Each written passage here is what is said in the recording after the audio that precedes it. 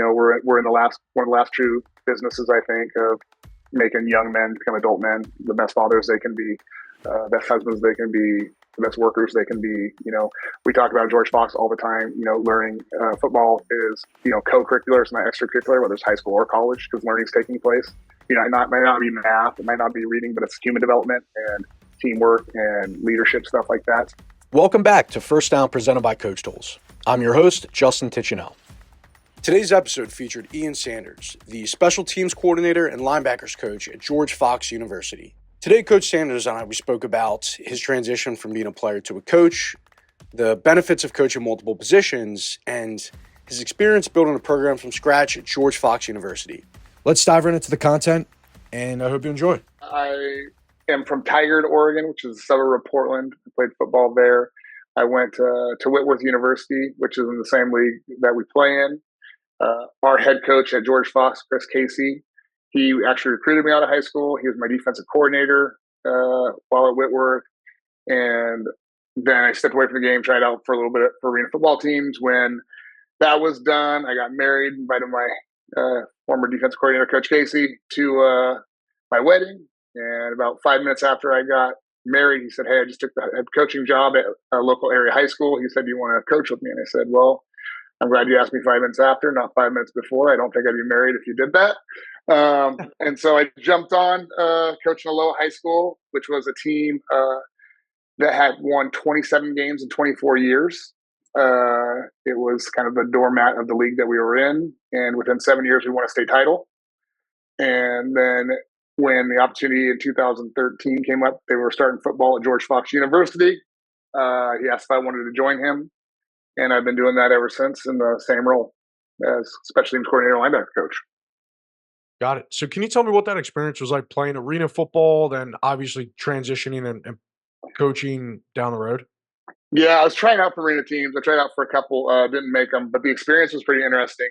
Just learning how to, when you're in college, you're playing both sides of the ball, or in high school, you're playing both sides of the ball, and then you specialize, in college, and then you go back to playing both sides of the ball again. So it's kind of interesting, just the tryout process, having to learn how to be a receiver again when you're, haven't done it in a number of years. So that was that process. Can you ask that question again about the second half, about the arena football to college? Yeah. Well, also, I was just asking too, what position did you play?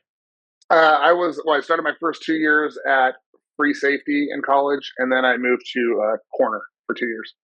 Gotcha. So what's that like, playing a different position and then coaching a certain position? Because you're obviously the linebackers coach. Yeah, at first, when I was in high school, I was doing DBs because that was what was comfortable for me. Stuff I felt like I knew well.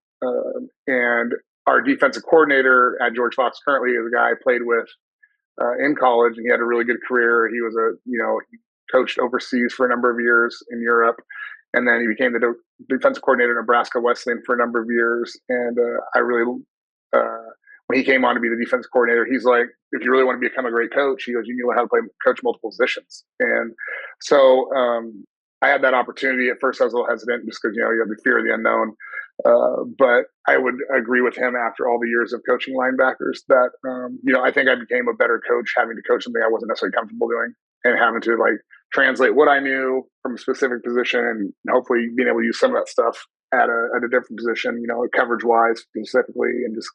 But I got to learn the game a little bit more. I didn't know a lot about line reads. I didn't know a lot about curls, and because I was a corner and safety, so I wasn't playing much other than every once in a while I'd squat as a corner. I didn't know much about the hole and the curl and all that stuff. So just it kind of pushed me, I think, to become more of a well-rounded coach.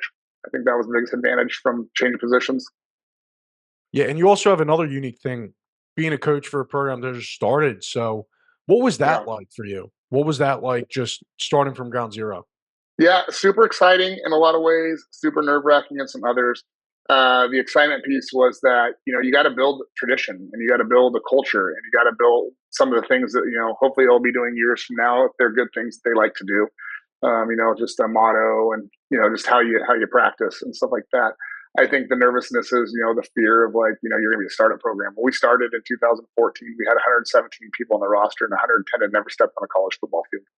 And so, you got to be ready to, be championship level right away with a bunch of young guys, and you got to put that into their mindset of doing so. But you're just so much younger than everybody else out there at the time, so that there's a little bit of fear in that. It's like, how's this thing going to go? Are we going to be able to be good right out of the gates? Luckily, Yeah. we have a head coach who has kind of a winner's mentality.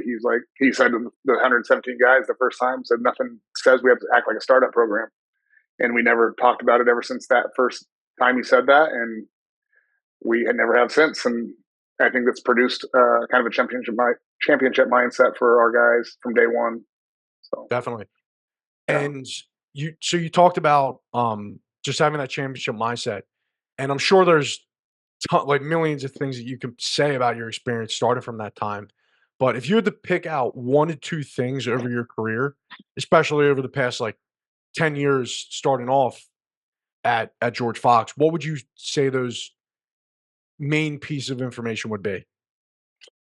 To starting up the program, Yeah. uh, I would say, weight room development was a key to get our guys physically ready right out of the gates. I think that kind of gave them confidence, to be feeling like they were strong enough to compete, at least for a good portion of the guys. I think the next thing would be is to just kind of put your guys in positions where they feel pressure, so that when games come around, especially when you're young and you don't have a lot of experience, that was like being competitive on a consistent basis in practice was a big edge for us. So I think that's Gotcha. was two things. Starting up a program that would be, you know, keys for us. Gotcha. And then what about you? Just what are some things that you've learned? Maybe the top two or three things that you've learned over your career. Top two or three things.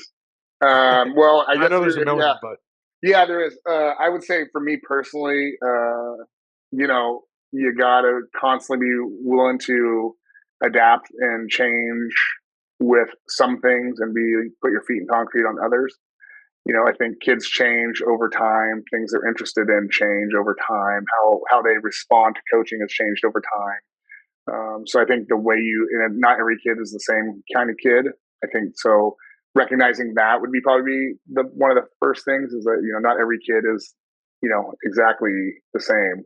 Everyone's got, especially in college, they got a lot of different backgrounds. They come from other places and different experiences with coaches. I think that'd be one. I would say that you need to be ready to work on a consistent basis. Like as a coach, you're not really time oriented; you're a lot job oriented. So I think that just being ready to put in more time than you probably think would be a one important thing to learn as a coach. And I think the last thing is to probably keep it fun, like however that looks for you. Be excited for your guys. Find ways to find joy in it because it's a grind. So that would be the other thing. It's just find the things you love doing about it because it's as as a player and stuff. It's not easy for like 6 days a week. Or 5 days yeah, a week. That's that Saturday. That's the rewarding part. So you got to find the joy in between all that time, getting ready for that moment. for sure. Yeah. So, any last words, coach, that you want to share with the audience today? Um, I don't. A lot of last words. I anybody that's a coach out there that's doing it right now. I appreciate anybody who takes time to invest in other people's lives, especially young men. We're in the last one of the last true businesses I think of making young men become adult men, the best fathers they can be, best husbands they can be, the best workers they can be. We talk about George Fox all the time. Learning football is co-curricular, it's not extracurricular, whether it's high school or college, because learning's taking place.